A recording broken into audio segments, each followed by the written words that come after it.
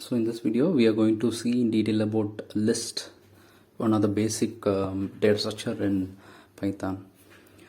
So until we go for some big problem, I'm going to use this console. So how to create a list? A list is like something like which is a combination, which is a form of an array. I cannot say it as an array because it is a form of vector. I can say it as a vector because we can get like any set of values in this list. So for example, I'm creating a list here, say yes, I'm going to give apple, orange and banana, say. So like it is a form of an index structure. So for example, the apple will be given 0, orange will be given 1 and the banana will be given 2. So in this way it will be an index structure. If I want to print like apple alone, what I should do is like yes of 0, I should put yes of 0. So it's some basic thing which we saw already in while we are seeing the data types. So we can go for any sort of values like this. So yes of 0, yes of 2, in that way we can go for any sort of values. Similarly, we can go for splicing methodology that we have seen when we think about, when we saw that string, we went for splicing methodology. Like here, that yes, I'm introducing the square bracket, and within the square bracket I am putting that colon 1. Here starting you can put like 0 to 1, or you can put like colon 1. Similarly, to print all the list you have to count all the elements. So see 1 2 3 is there, and in the splicing method you will leave the last element. That is the thing that we talked about this, that is the last index will be minus 1 of that.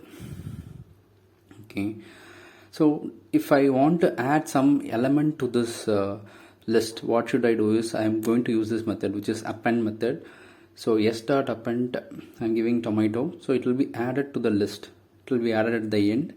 So while printing that, you will be getting that tomato at the end of this list. Suppose if I want to change apple into any other element, so I can do it in a way that I have to refer that index, that is s of 0, I can assign some value instead of apple, say kiwi, I'm going to assign kiwi instead of apple. So by printing the list, it will be replaced, apple will be replaced with kiwi. Okay, I don't want this tomato. Now what I should do is I'm going to use a function which is delete. So I'm going to I'm going to print like delete del, that index s of 3. So now the tomato will be removed from the list, you can see by printing that list. I'm going to copy the list. I'm going to create a new list, say M, where I'm going to here, why I'm creating a new list, I'm going to perform some arithmetic operation to this list. So already we saw some arithmetic operation related to string in previous example. Now I'm going to do same arithmetic operation in list, so that I'm creating another list, say M, which is equal to tomato and some other thing. If you want, you can put something. I've used brinjal, so you can put like s plus m, so it will combine both the list and it will print. So you can see the output there, it has combined both the list and it has printed. I can store this output and say d is equal to s plus m, which will this element will be stored in another list d. Now we have seen this arithmetic operation, basic arithmetic operation addition. We can do like multiplication. So like s into 2. That way we can, if you print in that way, it will multiply the list twice. See here that kiwi, orange and banana is present twice. Similarly, you can multiply with any number of times. Say for example s into 3 in that way. So it just multiplies and present that values 3 times. That is the thing that the power of Python. Now like we can go for other methodologies, like for example s is having this values, yes, kiwi, orange and banana, and I want to say let me store this s into m. So m will have this copy, that is kiwi, orange and banana. Actually m creates a pointer to the list of s. if you make any changes to s, it will be done in m also. So let me demonstrate that for your understanding. I'm going to change the first value of s, that is the first value of list s, as say apple. So it is kiwi there. I'm going to change the first value as apple. I didn't touch the m value. So you can see the s is changed into apple. Now I'm printing m value. See, m has a copy of s, which is kiwi already. Now I didn't touch the m value, but while changing the s value, the m value automatically gets changed.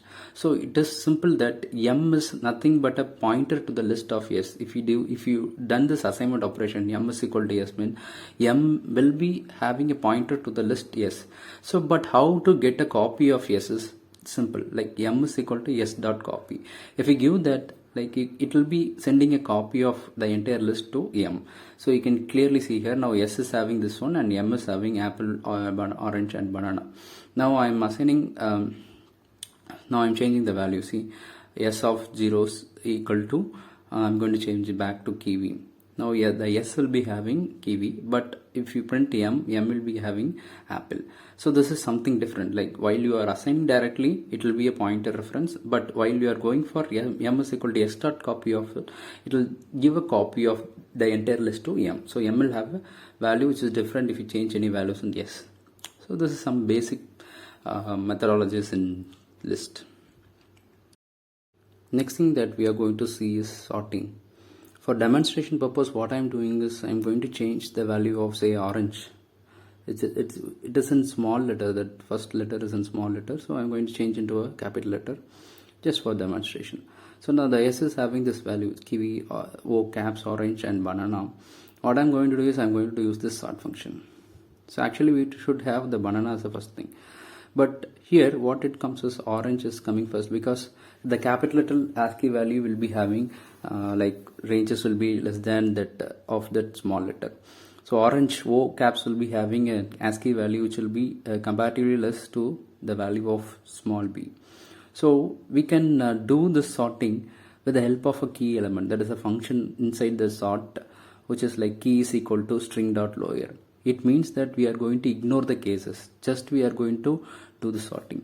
See here, now we have ignored the cases and just by printing we got that bananas first and kiwi and orange. So the simple thing is we have to put key is equal to string dot lower. It means that we are going to ignore the case. Similarly, I can go for number. This is a number list. So what I'm going to do is like I'm going to do the sort function here also.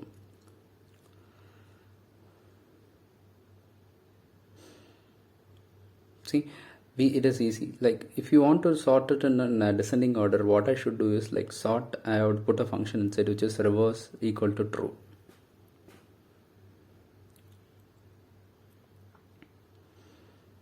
It will print the element in reverse.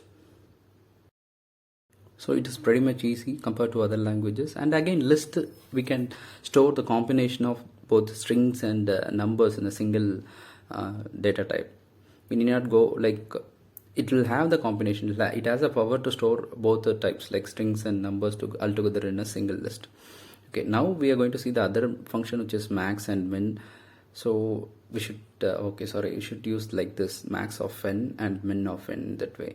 So it will give the output of the maximum element and it will print the output of minimum element that way. And one more thing is that we are given that reverse is equal to true. So it should be clear that the t value should be in caps.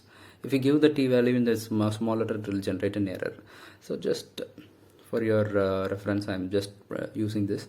T should be in a capital letter. Reverse is equal to, if you are giving true, the t should be in caps.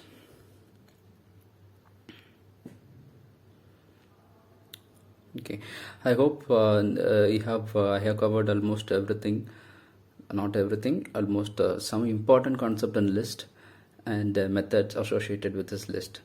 Again, there are some other methods which is like extend and some familiar method that we have used so far. We have seen some methods, but there will be some alternate methods for the things that we have done so far. So that things also there. In future we'll cover those things also. I hope you understand everything. Thank you.